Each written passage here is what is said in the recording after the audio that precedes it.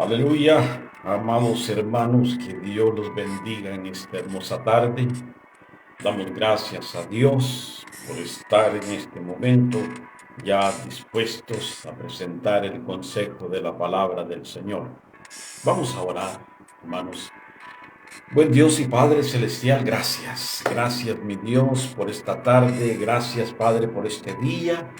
Te rogamos, oh Dios, en este momento e invocamos la presencia de tu Espíritu Santo, para que por medio de tu Espíritu, oh Dios, el mensaje de esta tarde sea enviado a cada uno de los que tú escogiste para que lo escuchen, Señor.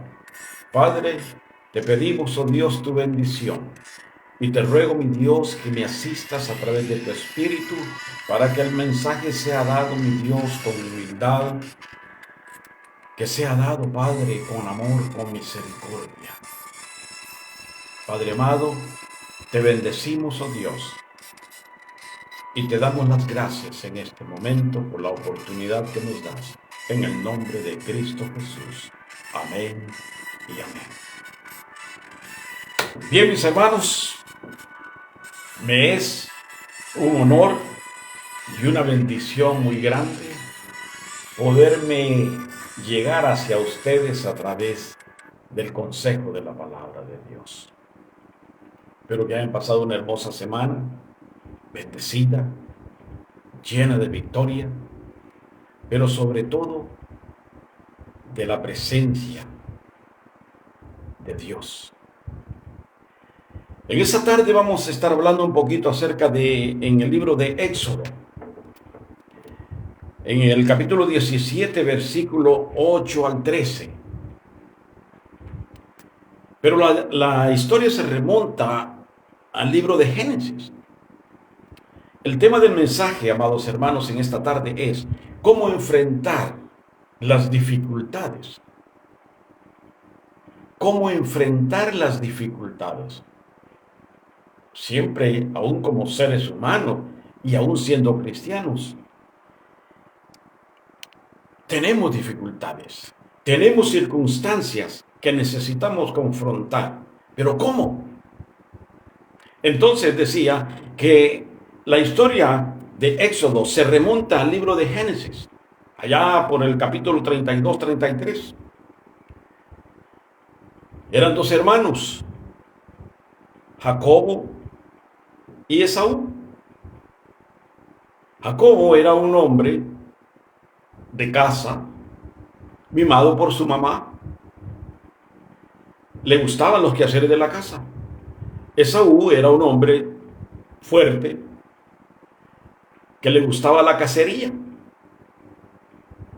En una de esas se tardaban días en regresar a casa.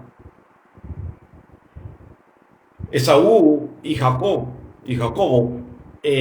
se encuentran dentro de una situación bien difícil, porque Esaú se da cuenta de que Jacobo le ganó la bendición que era solamente dada una vez.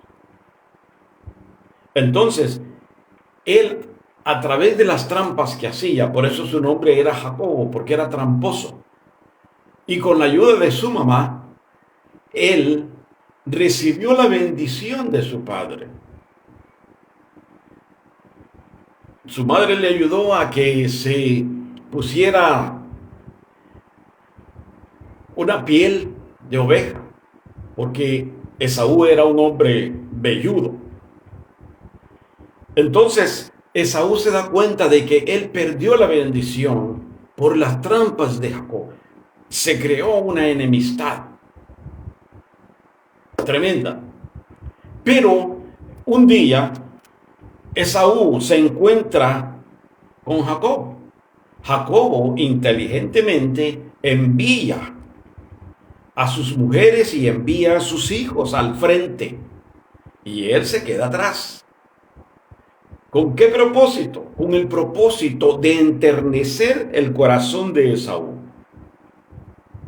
Cuando Esaú ve las mujeres y los niños, le pregunta, ¿quiénes son estos niños?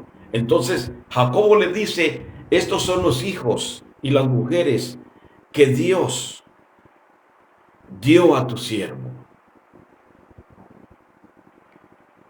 Jacobo trata de recompensar el daño que había hecho. Pero Esaú le dice, no, quédate con todo. Yo he sido bendecido y tengo todo lo que necesito. Esaú se olvidó, perdonó a su hermano, pero los descendientes de Esaú no perdonaron. Habían creado un odio, un celo tremendo. De aquí viene la parte de Éxodo, en el capítulo 17, versículos del 8 al 13, que dice así: entonces vino Amalec y peleó contra Israel en Refidim, y dijo Moisés a Josué: escoge los varones y sal a pelear contra Amalec. Mañana yo estaré sobre la cumbre del collado y la vara de Dios en mi mano. E hizo Josué como le dijo Moisés, peleando contra Amalec, y Moisés y Aarón y Hur subieron a la cumbre del collado. Y sucedía que cuando alzaba Moisés su mano, Israel prevalecía, mas cuando él bajaba su mano, prevalecía Amalec. Y las manos de Moisés se cansaban, por lo que tomaron una piedra y la pusieron debajo de él y se sentó sobre ella, y Aarón y Hur sostenían sus manos, el uno a un lado y el otro de otro. Así hubo en sus manos firmeza hasta que se puso el sol. Amados hermanos, una de las cosas es que el pueblo de Israel, cuando va camino a la tierra prometida, habían pasado muchas cosas, y una de las que sucedieron fue que se quedan sin agua, no encuentran agua para tomar, al grado de que se enojaron, altercaron contra Dios, altercaron contra Moisés, al grado, vea lo que sucede cuando el hombre pierde la razón o la confianza, que se llega a la falta de respeto. Lo mismo sucedió en el Nuevo Testamento, pero en este caso, en el capítulo 17, versículo 7c, la falta de respeto fue tan grande de que ellos dijeron: ¿está pues Jehová entre nosotros o no? Así, con una expresión de soberbia. Cuando Jesús, ¿se acuerdan cuando Jesús iba en la barca e iba humanamente descansando? Espiritualmente o divinamente, Él estaba en control de la situación. ¿Y qué pasó con los discípulos? Oye, Jesús, ¿que no te das cuenta de que nos vamos a ahogar? Como queriendo decir, no te importa que nosotros nos vamos a ahogarnos. Mira, vamos a perecer en esta tormenta. O sea, de que cuando el ser humano pierde la confianza, se vuelve irreverente, se vuelve irrespetuoso. Ahora, decíamos que camino a la tierra prometida, Israel se encuentra con un enemigo. Ellos estaban cansados, hermano. Entonces, los que estaban cansados se iban quedando atrás. E iban avanzando los más fuertes, los más ágiles, los que todavía tenían energía. Pero aquellos que estaban débiles, que estaban agotados, que estaban cansados, ellos se iban quedando. Entonces Amalec, a espaldas o a traición, entra en guerra con Israel, eliminando a un montón, a todos los que estaban atrás. Por eso la palabra dice, aquellos que estaban en la retaguardia fueron eliminados por Amalec. Ahora, ¿quién es Amalec? Les decía, Amalec son los descendientes de Esaú, hermano de Jacobo. Era un pueblo nómada que habían sido derrotados por varios ejércitos. En esta ocasión, ellos aprovechan el rendimiento, el agotamiento físico de muchos soldados del pueblo de Israel y los eliminan. Pero esto, hermanos, debe de darnos a nosotros la pauta. Ellos iban a entrar, iban camino a la tierra prometida y se encontraron un enemigo. Usted y yo, como cristianos, como hijos de Dios, en nuestro caminar cristiano, vamos a enfrentarnos o nos estamos enfrentando a situaciones adversas. Estamos enfrentándonos a enemigos que son espirituales, que se manifiestan a través de los seres humanos, pero son espirituales. Ahora, tenemos que estar conscientes de que van a haber obstáculos o hay obstáculos para sobrepasar. Van a haber situaciones en que van a tratar de alejarnos del propósito de Dios en nuestra vida. La pregunta es, ¿cómo podemos nosotros enfrentarnos a los obstáculos, a los enemigos que tenemos? En esta porción vamos a darnos cuenta que vamos a aprender unos principios, amados hermanos, para poder vencer en las circunstancias adversas. Y la primera cosa es que tenemos que darnos cuenta de que nuestros enemigos son reales. No son ficticios, son reales. Tal vez no sean de carne, de carne, de sangre, que sean humanos. Pero recordemos de que la adversidad que Satanás tiene contra nosotros se va a manifestar usando nuestros familiares, nuestras amistades, a cualquier persona para acecharnos a nosotros. ¿Por qué? Porque a Satanás no le interesa en lo más mínimo que usted se mantenga en pie, que usted mantenga la confianza en Dios para llegar a la Nueva Jerusalén. Israel tenía tropiezos, encontró tropiezos para entrar a la tierra prometida. Usted y yo tenemos que encontrar tropiezos, pero necesitamos darnos cuenta que tenemos que pelear la buena batalla de la fe para entrar en victoria.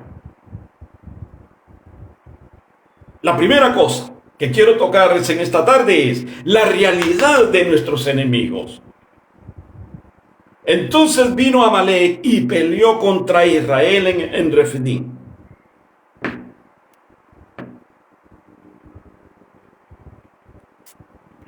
Vemos acá, antes de entrar, antes de introducirse a la tierra prometida, ellos tuvieron que defenderse del enemigo que tenían frente. Amalek. Como hijos de Dios, debemos de estar conscientes, amados hermanos, que muchos enemigos vendrán a oponerse. Muchos enemigos vendrán a ponernos los obstáculos para que nosotros no podamos avanzar.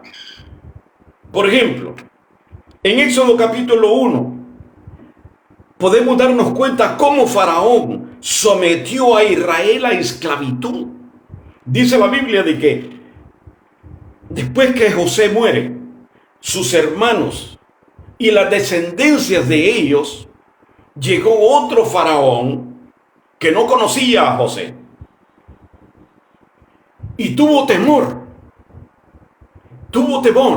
al grado de que cuando él ve que ellos se estaban reproduciendo, los israelitas estaban aumentando en número, le cae un temor y una desconfianza que autorizó a todas las matronas, como decimos, las que asistían los partos, a que cuando un israelita tuviera un hijo y era varón, en ese mismo momento lo tenían que matar, porque no querían que ellos aumentaran, porque decía Faraón, tenemos que tener cuidado, porque vaya a ser que este pueblo se engrandezca tanto y un día se rebelen y vengan a hacer guerra con nosotros, y ellos son demasiados.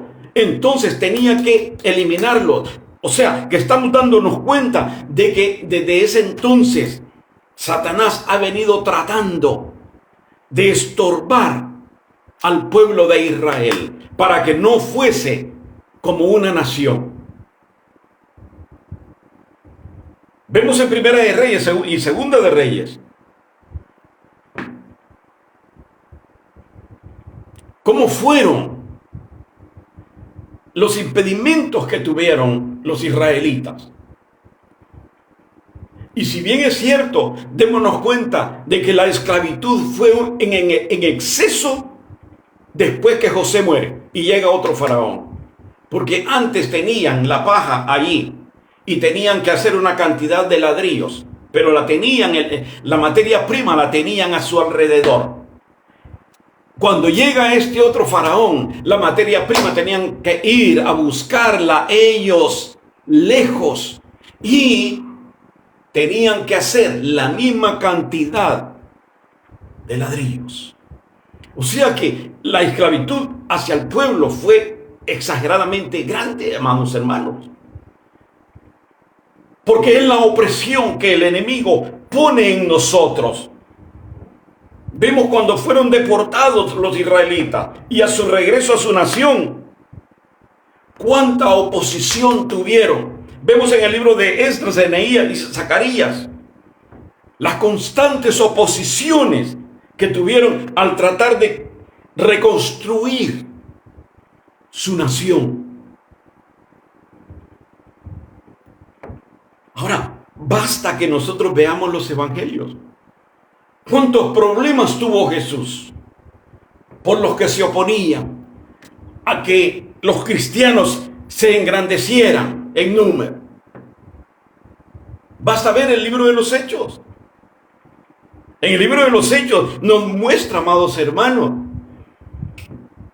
que los discípulos tuvieron que confrontar las tribulaciones, las persecuciones, los malos tratos, porque ellos tenían que dedicarse a predicar, a expandir el evangelio, para que la iglesia creciera.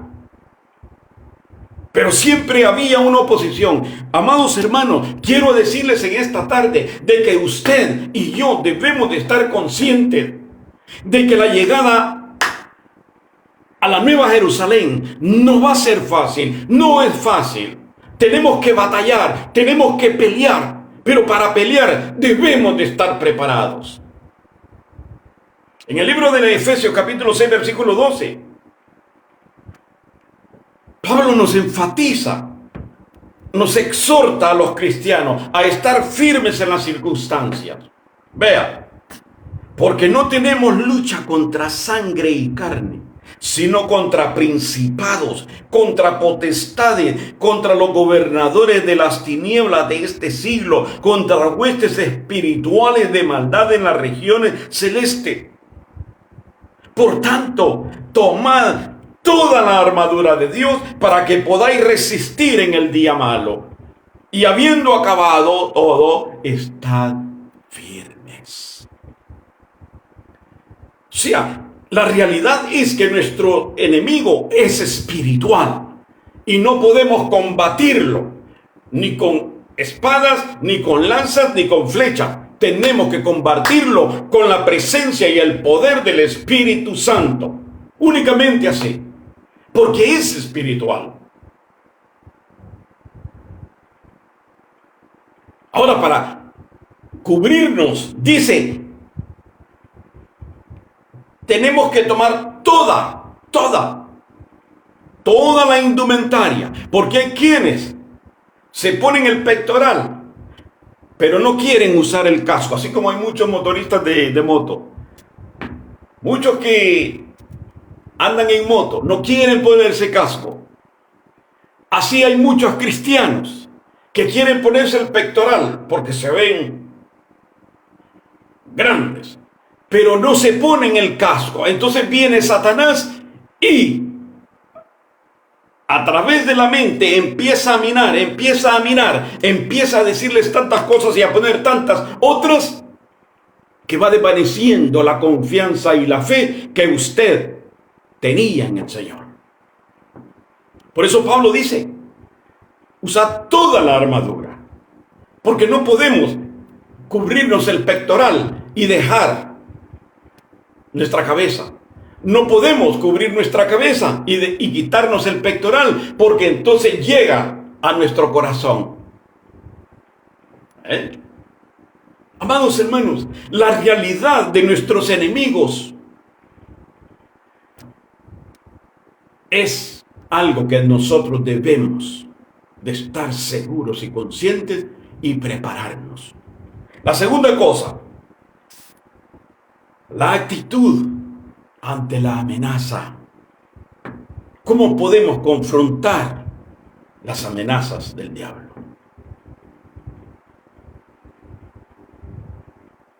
Decía, preparándonos. Como buenos soldados de Jesucristo, nosotros debemos de estar preparados, tener una determinación, lo que queremos y a dónde vamos. Como un buen soldado. El buen soldado, vea, es obediente. El buen soldado es fiel. El buen soldado es disciplinado. Y muchas veces hay cristianos que no tienen orden ni para administrar la casa, ni para administrar su propia vida, hablando cristianamente.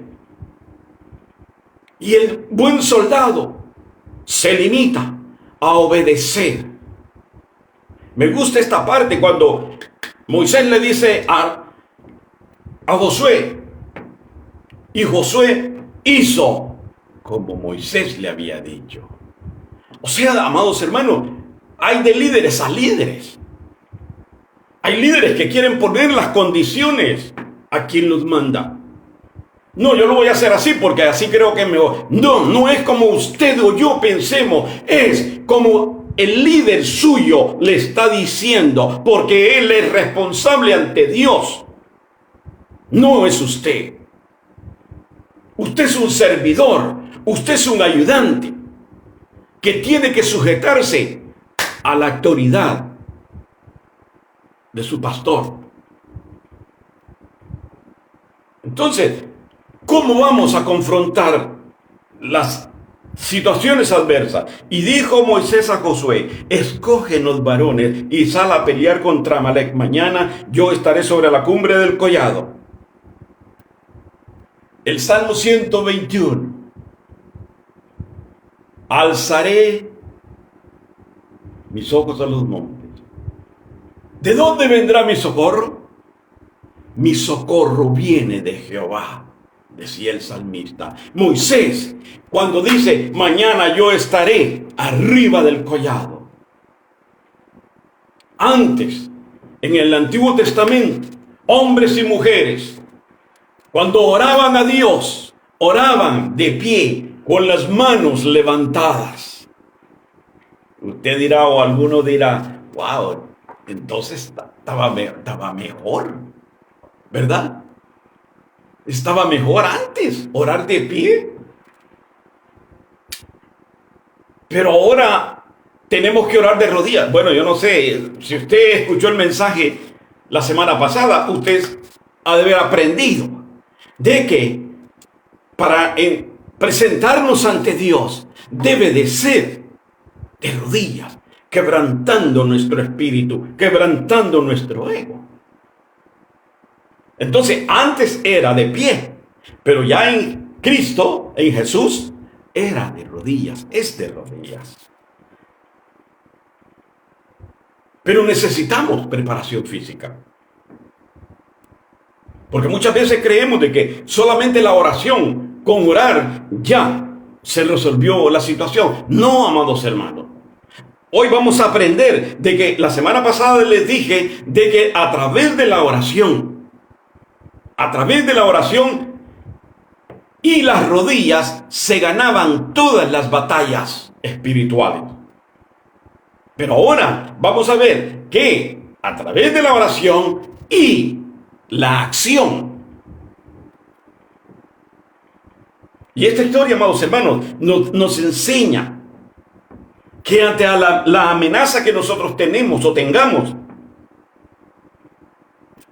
Moisés y el pueblo de Israel se prepararon para resistir al enemigo.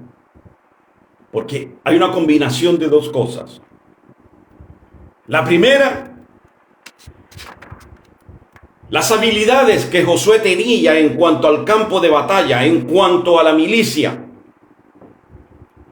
Y la segunda, la oración para pedir el auxilio a Dios por Moisés. Alzaré mis ojos a los montes. Allá, en la cumbre del pináculo, iba a ir Moisés con estos dos hombres que estuvieron al lado, uno a su izquierda y uno a la derecha.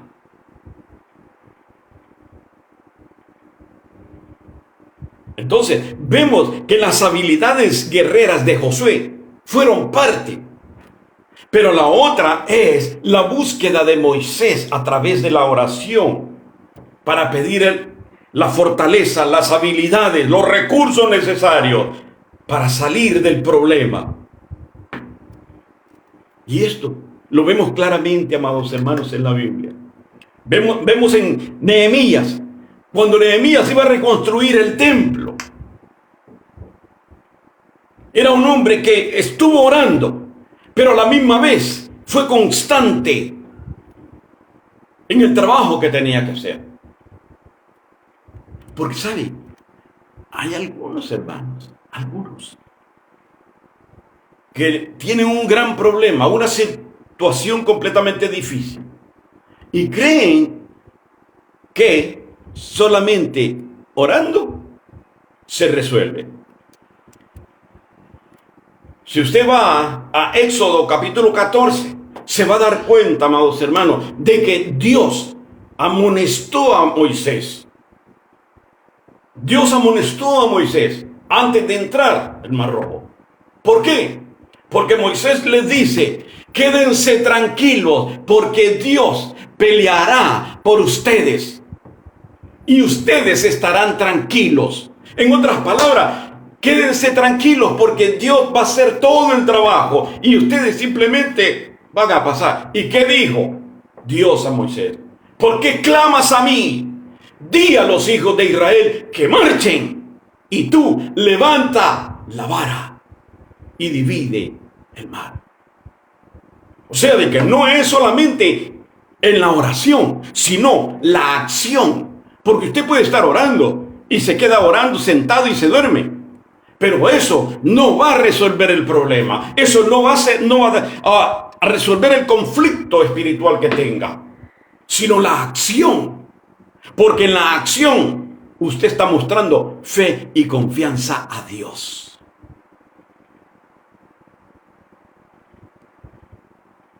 Vemos en el libro de los Hechos, amados hermanos, el avance de la reconstrucción. Simultáneamente, los hermanos en el libro de los Hechos nos muestran de que ellos estaban batallando, estaban orando, pero a la misma vez, no porque estaban orando para resolver el problema espiritual, sino que seguían adelante, proclamando el Evangelio de Jesucristo. Nosotros, amados hermanos, tenemos que ser realistas.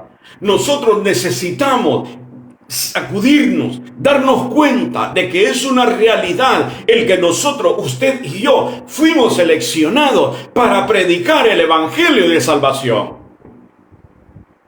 ¿Que lo vamos a lograr? Lo vamos a lograr, pero orando y obrando. ¿Usted ha escuchado el dicho que dice, a Dios rogando y con el mazo dando? ¿Sí lo ha escuchado? Eso significa que vamos a orar, pero vamos a obrar. Vamos a salir, vamos a enfrentarnos a lo que tengamos que enfrentarnos, pero vamos a cumplir la voluntad de Dios en nuestra vida. Es hermoso, amados hermanos. Es hermoso porque Dios nos ha dotado con todas las armas bélicas espirituales que usted y yo podemos necesitar para cualquier enfrentamiento espiritual. Que en algunas ocasiones no suceda nada porque no tenemos la convicción en nosotros de embestir la coraza de justicia. Porque pesa. Y déjeme decirle que esa coraza fue diseñada exactamente para usted. Porque yo no hubiese podido usar la coraza que usó Saúl. Imagínense cómo yo me hubiera visto con ese atuendo, con esa coraza. Porque cada una de las corazas está diseñada a la medida, altura y anchura de usted. Pero que es menester que nosotros nos la pongamos para poder enfrentar a cualquier enemigo que se nos venga encima. Porque recordemos que el pleito no es con el ser humano, sino con el diablo que acecha a aquellos que no creen para que ellos lo acechen a usted y pongan trabas. Puede ser su pariente, su hermano, su tío. Puede ser cualquier familiar, hermanos. En esto no se puede confiar. Jesús confió en aquellos, en los 12, pero uno lo traicionó. No se puede.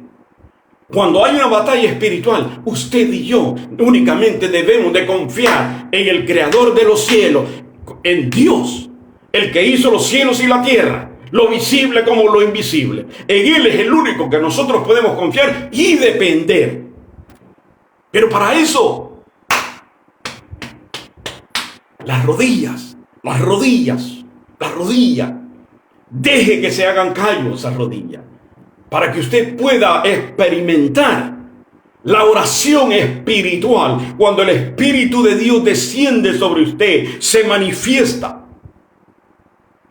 Y hay emociones espirituales encontradas en usted. Pero las rodillas son de vital importancia. La tercera cosa. Cuán importante, amados hermanos, es el apoyo que nosotros tengamos de nuestros hermanos en la fe para vencer la adversidad. Y sucedía que cuando alzaba Moisés su mano, Israel prevalecía.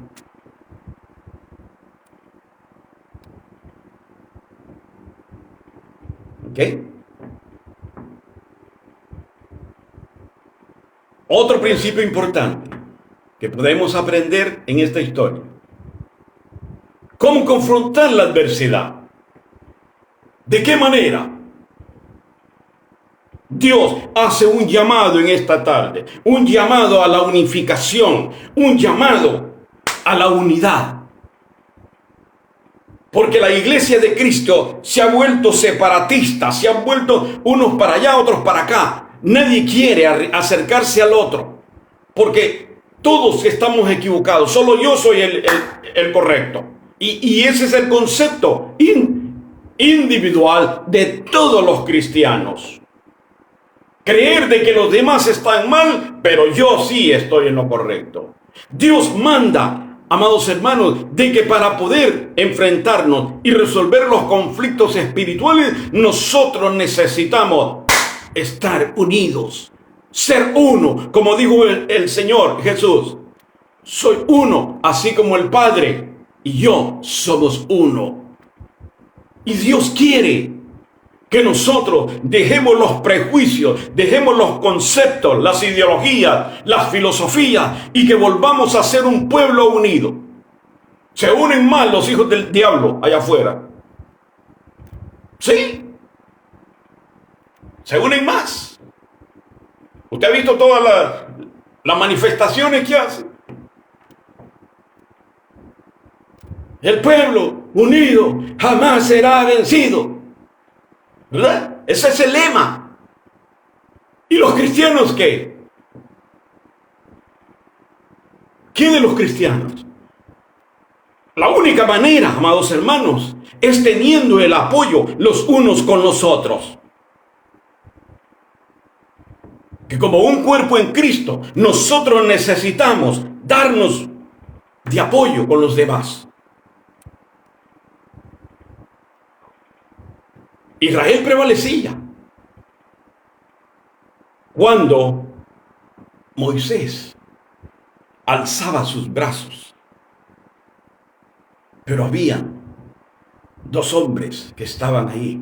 Mas sin embargo, recordemos esto. No podemos, amados hermanos, nosotros considerar que somos lo único, que nosotros no necesitamos de los demás. Porque somos un cuerpo en Cristo. Y cada uno de sus miembros tiene diferentes dones, tiene diferentes trabajos que hacer. Pero todos complementamos en un espíritu. Y el Espíritu de Dios es el que nos mueve a hacer la voluntad del Padre.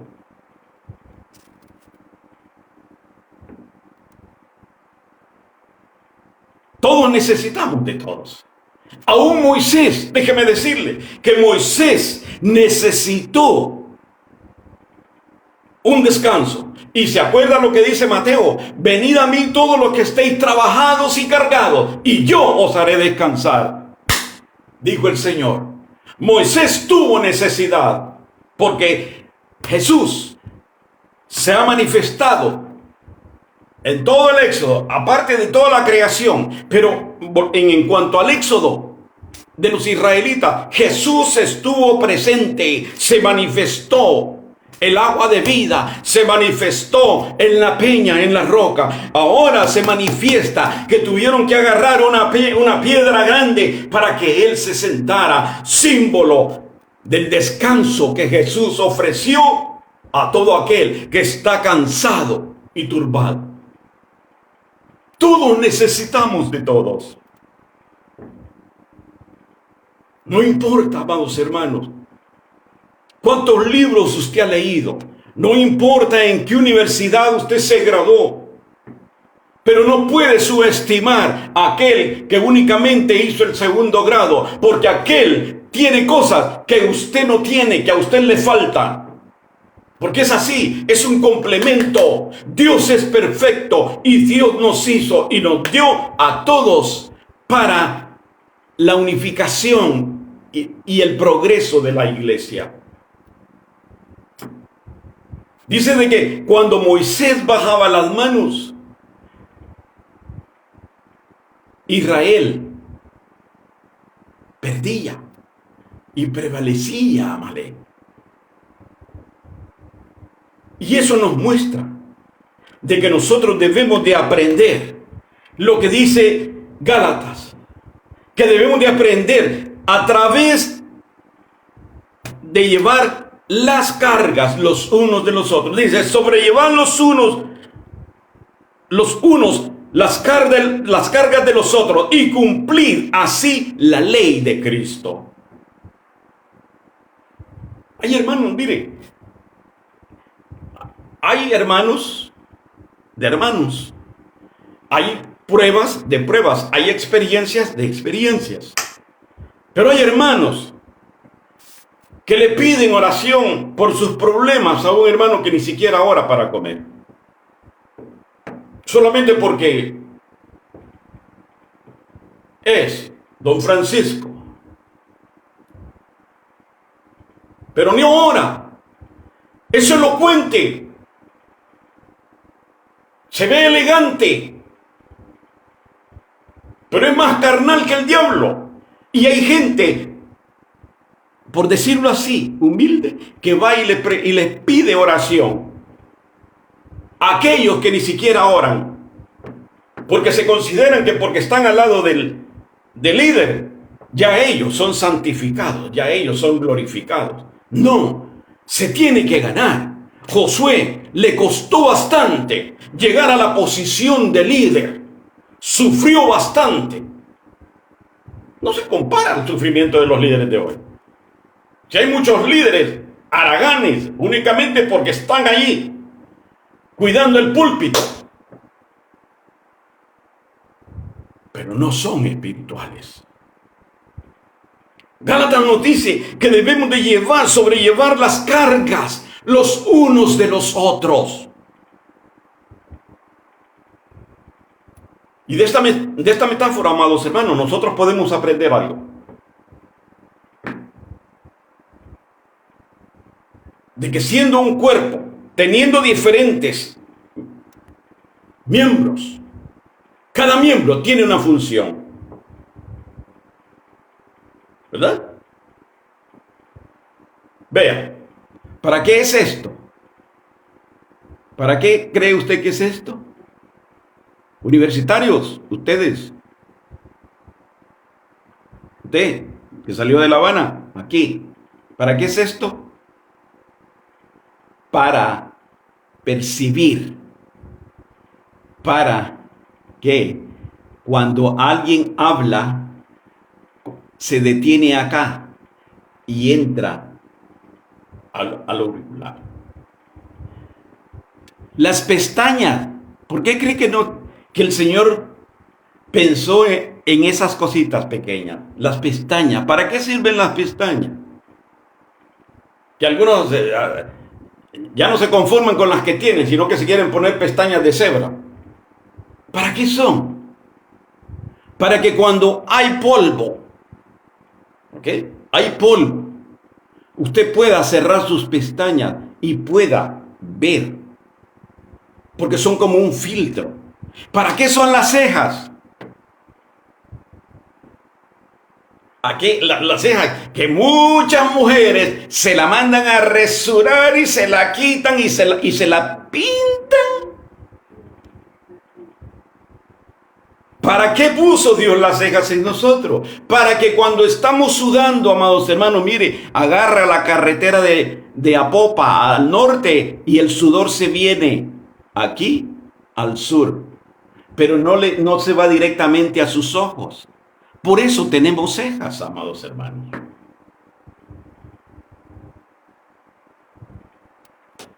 Todos tienen una particularidad y todos son útiles, todos son necesarios. En la iglesia, todos los miembros de una congregación son importantes, son necesarios, no se pueden subestimar, no se pueden ver de reojo, no se pueden ver con indiferencia. Oh, porque este no hace lo que yo hago. Dios no es un Dios desordenado. Dios le capacitó a aquel, el inducto. Dios lo capacitó con un talento, con una habilidad que usted como profesional no tiene. Porque aquel que nosotros subestimamos, porque no es un miembro de la congregación, ese dobla sus rodillas día y noche. Ese está clamando por la vida espiritual de todos dentro de la congregación. Pero esas cosas no se ven.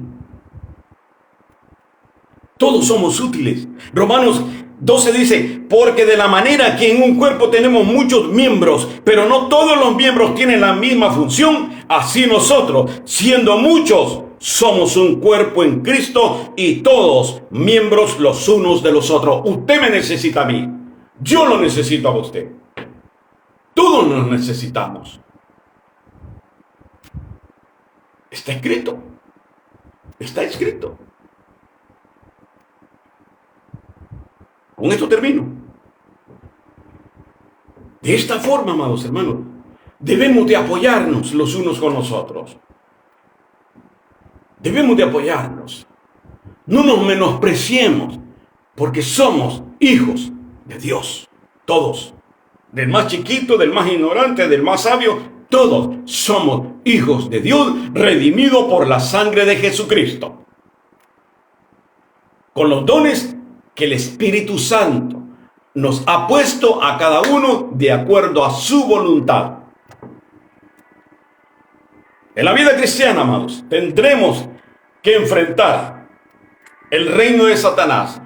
Tendremos que enfrentar situaciones difíciles en este mundo. Pero bueno, que Dios nos hace saber, ¿verdad? Que la Biblia nos enseña cómo hacer ante nuestros enemigos. Decíamos, ante las dificultades debemos de orar, pero debemos simultáneamente actuar, ser hacedores, no solamente oidores. Oremos, pero actuemos. Y la otra cosa, como un cuerpo en Cristo, todos nos debemos a todos. Todos somos útiles. Todos somos necesarios. ¿Ven? Como decimos, nadie es indispensable. Se va usted, vienen 20. Pero sí, todos somos útiles en la obra del Señor. Amados hermanos, espero que el Señor, a través del Espíritu Santo, haya administrado su vida. Si hay algo en lo que usted pueda aprender esta tarde, dele gloria a Dios y póngalo en práctica. Padre Santo, gracias, Señor.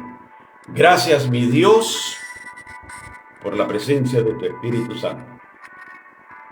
Gracias, Señor amado, por la asistencia. Gracias, Padre, porque te he pedido, mi Dios, que no quiero hacer nada que no esté en tus planes. Ayúdame a hacer tu voluntad. Ayúdame a hacer el trabajo para lo cual me escogiste, me diste un llamado. Ayúdame, Señor. Que no vea ni a diestra ni a siniestra, sino que me mantenga poniendo la mirada en Jesús para poder proclamar el mensaje de salvación. Bendice a cada uno de mis hermanos, especialmente, Padre, te doy gracias y te pido que los bendigas a aquellos que tú elegiste, que pusiste en el corazón el querer como el hacer por tu buena voluntad, para que esta tarde estén escuchando el mensaje. Gracias por los que escucharon la semana pasada. Gracias a ti, Señor, por los que lo van a escuchar este día, porque siempre, Padre, me guardas un remanente para que puedan escuchar el mensaje de tu palabra a través de tu siervo.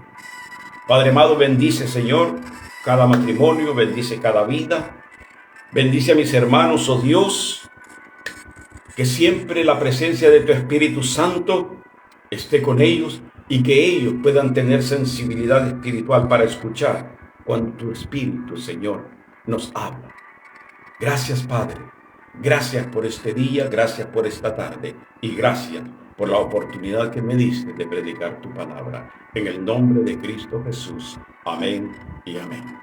Dios les bendiga, amados hermanos. Si Dios permite, nos vemos la próxima semana. Que tengan una hermosa semana llena de victoria.